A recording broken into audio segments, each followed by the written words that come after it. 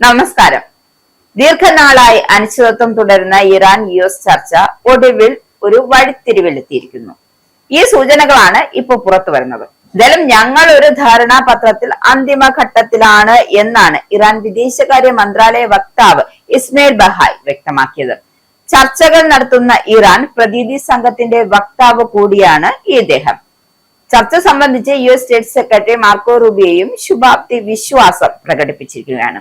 അതായത് നീണ്ട നാളത്തെ ഒരു ഭയങ്കരമായ പ്രതിസന്ധിയിൽ നിന്നും പശ്ചിമേഷ്യ മുക്തമാകാൻ പോകുന്നു എന്ന സൂചനകളാണ് ഇരു രാജ്യങ്ങളും ഇപ്പോൾ നൽകുന്നത്.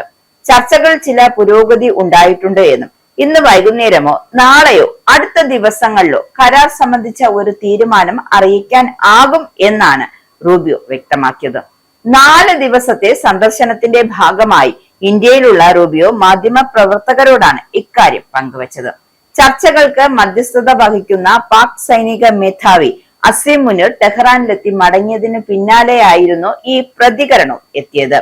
എന്തായാലും ഞങ്ങൾ ഒരു ധാരണാപത്രത്തിന്റെ അന്തിമഘട്ടത്തിലാണ് എന്ന് പ്രധാന മധ്യസ്ഥൻ എന്ന നിലയിൽ പാകിസ്ഥാൻ ഒരു പ്രധാന പങ്ക് വഹിച്ചിട്ടുണ്ട് എന്നും ഇറാൻ വ്യക്തമാക്കുന്നുണ്ട്.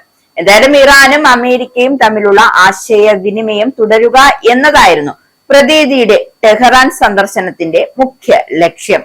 അസീം മുനീറിന്റെ സന്ദർശനം സംബന്ധിച്ച ഇറാൻ വിദേശകാര്യ മന്ത്രാലയ വക്താവും ഇക്കാര്യം വ്യക്തമാക്കിയിട്ടുണ്ട്.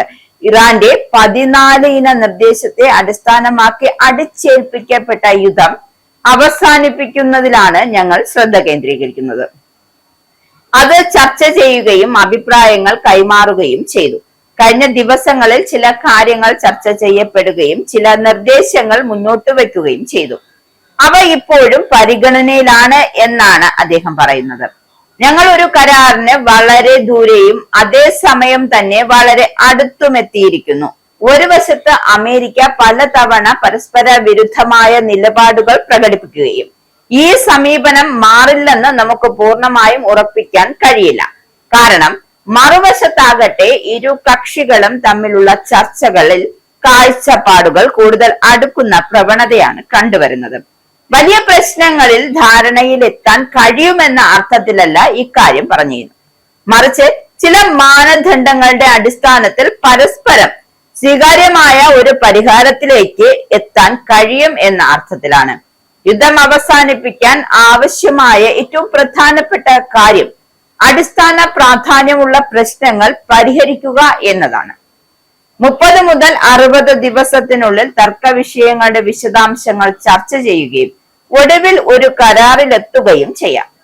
ഈ ധാരണാപത്രം അന്തിമമാകുന്ന ഘട്ടത്തിലാണ് തങ്ങളെന്നും ഈ ഘട്ടത്തിൽ ചർച്ച ചെയ്യുന്ന വിഷയങ്ങൾ യുദ്ധം അവസാനിപ്പിക്കുന്നതിൽ ശ്രദ്ധ കേന്ദ്രീകരിക്കുമെന്നും ഇറാൻ പറയുന്നുണ്ട്.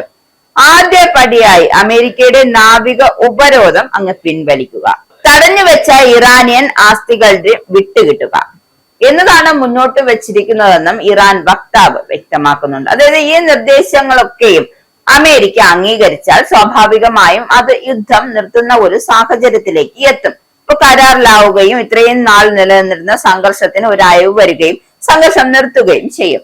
ഇറാന്റെയും ഒമാന്റെയും ദേശീയ താല്പര്യങ്ങൾ സംരക്ഷിക്കുന്നതിന് അനുസരിച്ചാകും ഹോർമൂസിലെ നടപടികളെന്നും ഇറാൻ പറയുന്നുണ്ട്. ആദ്യഘട്ട ധാരണയിൽ ആണവ വിഷയം ഉൾപ്പെടുന്നില്ല എന്നാണ് ഇറാൻ അവകാശപ്പെട്ടിരിക്കുന്നത്.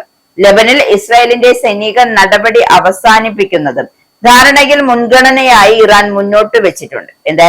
എന്നാൽ നാവിക ഉപരോധം പിൻവലിക്കുന്ന കാര്യത്തിലടക്കം US ഔദ്യോഗിക പ്രതികരണം നടത്തിയിട്ടില്ല. ഇറാന്റെ എല്ലാ ആവശ്യങ്ങളും അംഗീകരിക്കാൻ അമേരിക്ക തയ്യാറായാൽ സ്വാഭാവികമായി അതൊരു കരാറിലെത്തുകയും യുദ്ധം അവസാനിക്കുകയും ചെയ്യും. ഇനി എന്താവും കാര്യങ്ങളെന്ന് നമുക്ക് കാത്തിരുന്ന് കാണാം.